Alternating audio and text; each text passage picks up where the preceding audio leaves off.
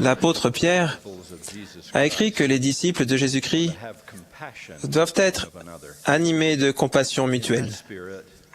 Dans ce même esprit, je souhaite parler aux personnes qui souffrent d'une forme de maladie mentale ou de troubles émotionnels, que ces afflictions soient légères ou sévères, qu'elles soient passagères ou chroniques toute leur vie durant.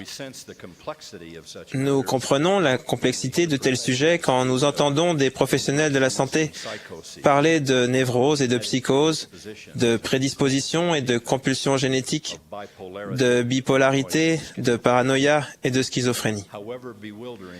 Aussi déconcertantes qu'elles puissent être, ces afflictions font partie des réalités de la condition mortelle et il n'y a pas plus de honte à les reconnaître qu'à reconnaître un combat contre l'hypertension artérielle ou l'apparition soudaine d'une tumeur maligne.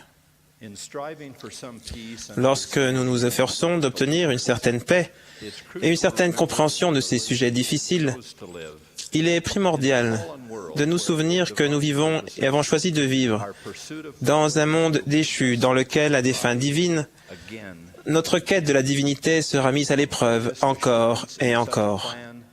La plus grande garantie qu'apporte ce plan est qu'un sauveur a été promis, un rédempteur qui, grâce à notre foi en lui, nous élèverait triomphalement au-dessus de ses difficultés et de ses épreuves, même si le coût de cet acte pour le Père qui l'a envoyé et le Fils qui est venu était incommensurable.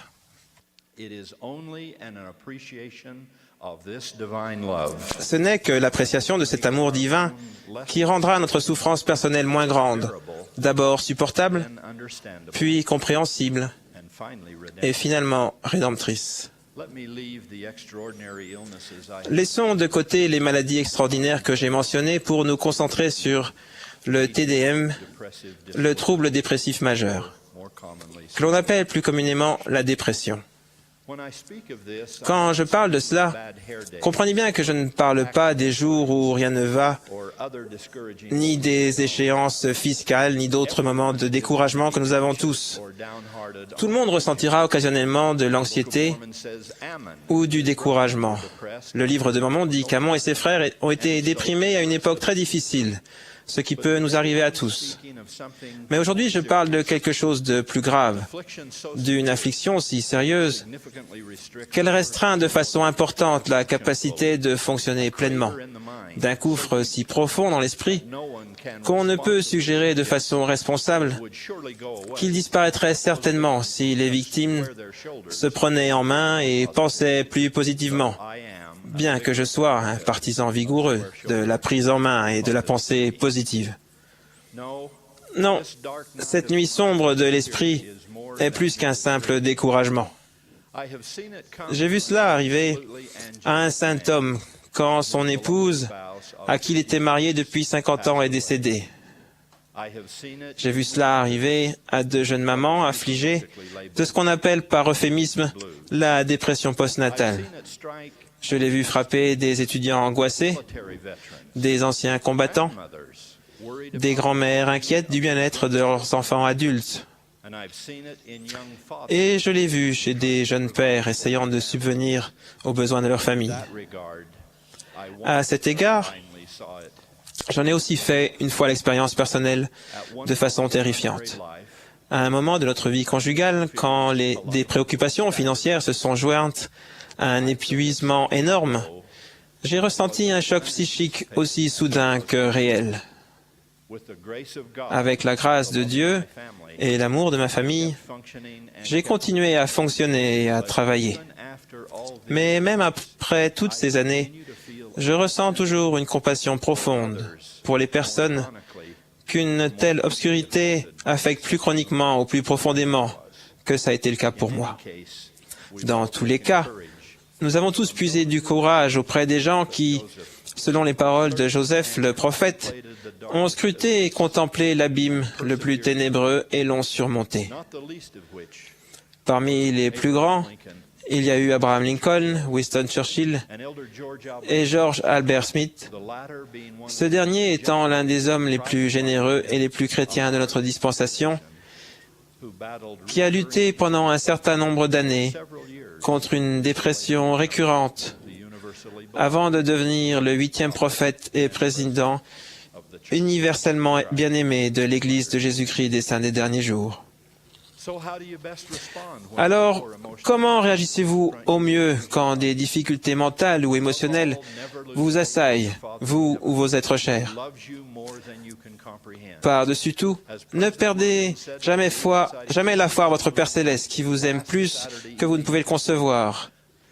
Comme le président Monson l'a dit aux sœurs de la Société de Secours de façon si émouvante samedi soir dernier, cet amour ne change jamais. Il est là pour vous quand vous êtes triste ou heureuse, découragée ou optimiste. L'amour de Dieu est là pour vous, que vous le méritiez ou non.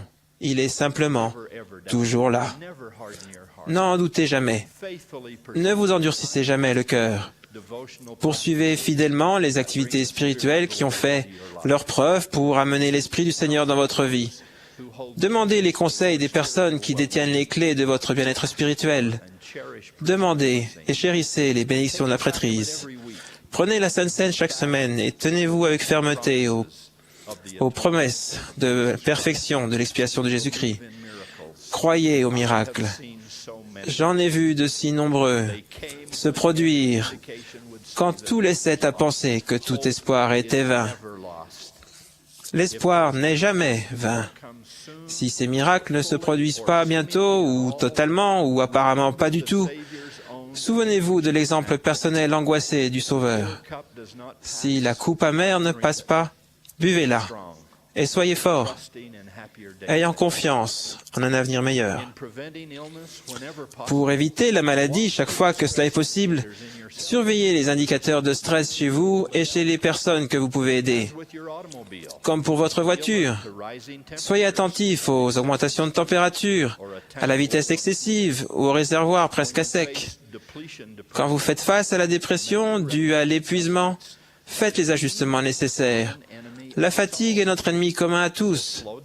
Alors ralentissez, reposez-vous, régénérez-vous et rechargez-vous. Les médecins nous promettent que si nous ne prenons pas le temps d'aller bien, un jour, nous prendrons assurément le temps d'être malades. Si votre état s'aggrave, demandez conseil à des personnes dignes de foi, possédant une formation certifiée, des compétences professionnelles et de bonnes valeurs. Soyez honnête avec elles à propos de votre histoire et de vos difficultés.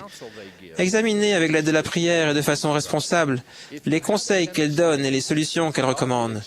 Si vous aviez l'appendicite, Dieu attendrait de vous que vous demandiez une bénédiction de la prêtrise et que vous ayez recours aux meilleurs soins médicaux disponibles. Il en est de même des troubles émotionnels. Notre Père Céleste attend de nous que nous utilisions tous les dons merveilleux qu'il a fournis dans cette dispensation glorieuse. Si vous êtes la personne affectée ou un aidant, essayez de ne pas vous laisser submerger par l'ampleur de votre tâche. Ne croyez pas que vous pouvez tout arranger. Arrangez ce que vous pouvez. Si ce sont seulement de petites victoires, soyez-en reconnaissants et soyez patients. Des dizaines de fois dans les Écritures, le Seigneur commande à quelqu'un de rester calme ou d'être calme et d'attendre. Supporter patiemment certaines choses fait partie de notre apprentissage dans la condition mortelle. Quant à vous, les aidants, dans vos efforts pour veiller à la santé de quelqu'un d'autre, ne détruisez pas la vôtre. Dans tout cela, agissez avec sagesse. Ne courez pas plus vite que vous n'avez de force. Quoi que vous puissiez ou ne puissiez pas donner d'autre, vous pouvez offrir vos prières et donner votre amour sincère. La charité est patiente. Elle est pleine de bonté. Elle excuse tout. Elle espère tout. Elle supporte tout. La charité ne périt jamais. Rappelons-nous aussi qu'au milieu de toute maladie ou difficulté, il y a beaucoup de choses dans la vie qui donnent de l'espoir et pour lesquelles nous pouvons être reconnaissants. Nous sommes infiniment plus que nos limites ou nos afflictions. Stéphanie Clark Nielsen et sa famille sont nos amis depuis plus de 30 ans. Le 16 août 2008, Stéphanie et Christian, son mari, ont été victimes d'un accident d'avion et de l'incendie qui s'en est suivi, laissant à Stéphanie des cicatrices si horribles que ses ongles d'orteil manucurés ont permis aux membres de sa famille venus identifier les victimes de la reconnaître. Il n'y avait quasiment aucune chance qu'elle survive. Après 5 mois de coma artificiel, elle s'est éveillée et elle s'est vue. Alors, l'horrible dépression due aux cicatrices physiques s'est manifestée. Ayant 4 enfants de moins de 7 ans, Stéphanie ne voulait pas qu'il la revoie un jour. Elle pensait préférable de ne pas vivre. Stéphanie m'a dit un jour, « Je pensais que ce serait plus facile s'ils m'oubliaient et si je sortais tranquillement de leur vie. »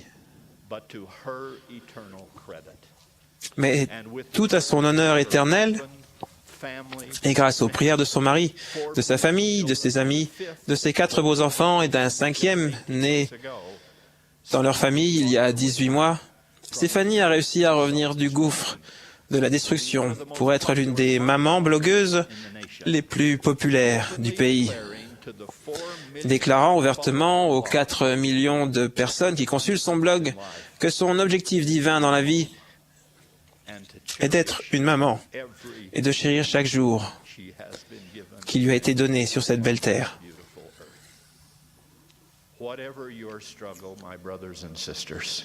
Quel que soit votre combat, mental, émotionnel, physique ou autre, ne prenez pas parti contre la vie si précieuse en y mettant fin. Faites confiance à Dieu, accrochez-vous à son amour. Sachez qu'un jour, l'aurore lumineuse surgira et que toutes les ombres de la condition mortelle fuiront. Bien que nous puissions ressentir que nous sommes comme un vase brisé, comme le psalmiste l'a dit, nous devons nous souvenir que ce vase est dans les mains du potier divin. Les esprits brisés peuvent être guéris de la même façon que les os cassés et les cœurs brisés le sont. Tandis que Dieu œuvre à ses réparations, nous pouvons tous apporter notre aide en étant miséricordieux, en ne portant pas de jugement et en étant bienveillants. Je témoigne de la sainte résurrection, ce don ineffable et essentiel de l'expiation du Seigneur Jésus-Christ. Avec l'apôtre Paul, je témoigne que ce qui a été semé corruptible ressuscitera un jour incorruptible, et que ce qui a été semé dans la faiblesse ressuscitera finalement plein de force. Je rends témoignage de ce jour où des proches que nous avons connus, avec des handicaps dans la condition mortelle, se tiendront devant nous, glorifiés et magnifiques, merveilleusement parfaits de corps et d'esprit.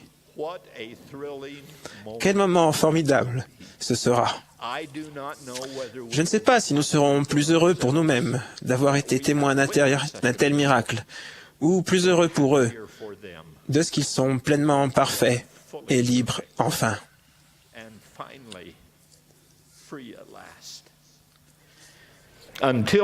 Jusqu'au jour où la compassion absolue du Christ se révélera à nous tous, puissions-nous vivre par la foi, nous tenir avec fermeté à l'espérance et être animés de compassion mutuelle. Je prie au nom de Jésus-Christ. Amen.